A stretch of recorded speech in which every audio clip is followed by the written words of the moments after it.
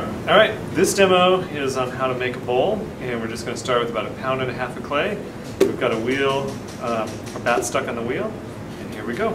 Put it down. We use a rounded form because it pushes the air out. We'll get the speed going about as fast as we can on a kick wheel. Our hands wet. We're going to use side pressure and top pressure, and I'm going to do the coning on a wheel, wedging on a wheel technique.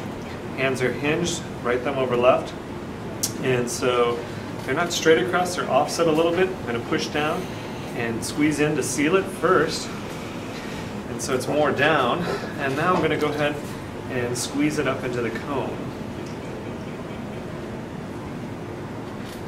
I'll push back down, and it's the down that's going to bring this into centering. So as I'm pushing down, I'm leaning on it, containing it in the lower part of my palms, and that's where it's getting centered.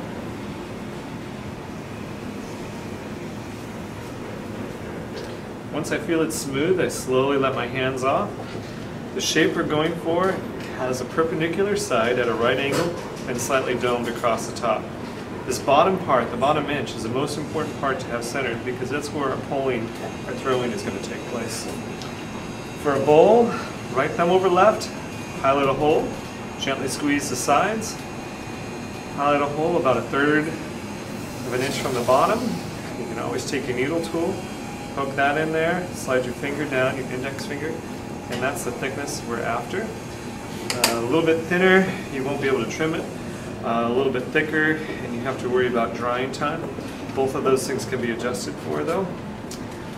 Okay, with the wheel speed still slightly fast, I'm going to pinch with my left hand, pulling the wall out and up. When we think about a bowl, we think about a continuous curve. It's not flat, then up. It's this rounded sort of half pike. And here we go. Pinching out and up. The wall is going to go into a taper, so it's getting thinner as it goes up. And it completes, terminates, with a little bit of a bead.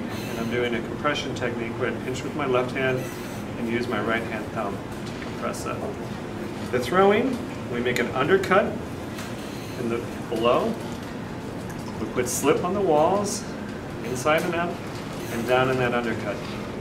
The hand hold I'm going to teach you is where we take the left hand over, grab it in the pocket of our right hand thumb, and then we're going to bring our fingertips together. Left hand's going to go on the inside, working in a passive direction. All the fingers are going to make contact, but it's the middle finger to middle finger that's going to do the squeezing. How this sets up is the outside hand is going to be lower than the inside hand, and it's going to create side compression and top compression, which is going to keep it centered as we move it up. We slow the wheel speed down, we dig in, we meet that pressure on the inside, and we slowly go up. Now my elbow or my wrists are going to be hinged either off the splash pan, off my thigh, or off my hip. We want to work that way so that we have a fulcrum to lift the clay. If we try to do it with our elbows up, we don't have anything to balance off of. So down here, the shorter the distance I can make it, the more successful I'll be. So I'm going to repeat that process, putting slip, feeling what I've done, inside and out. I like to avoid taking the sponge and squeezing water down because it washes away all the clay. I just like to apply what I need. I'll undercut. And here we go. Left thumb over into the right pocket there. Fingertips together. Nose over the top. We dig in and we slowly go back up. As we get to the top, we slowly let go, leaving that bead intact. And there it is. So, kind of a general rule, I look at the inside of the form. The outside's important, but it's really the inside that tells you the volume and the eventual shape. It's the practical, the form and function side of it, but it's also going to be your line that you'll trim against when you do the outside. So I'm going to take the water out of here a little bit. I'm going to take out a rubber tool, a rib. There can be a metal one, it could be a wooden rib as well.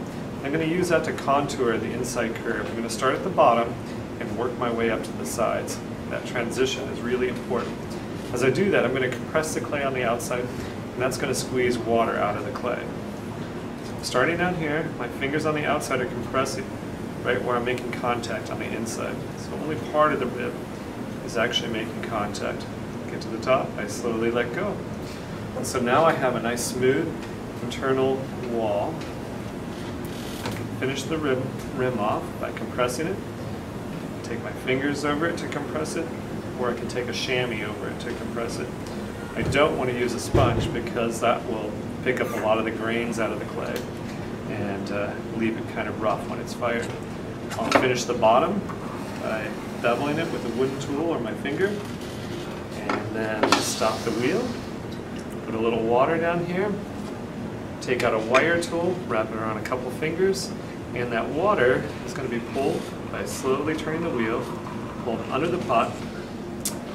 That releases the pot, and also with this bat we can also transfer the whole piece. So even if it stays on a bat, we want to cut it so that it can start drying. The bevel down below helps that air get in there, and it also assures that our pot's not going to stick when we come back to it to trim it.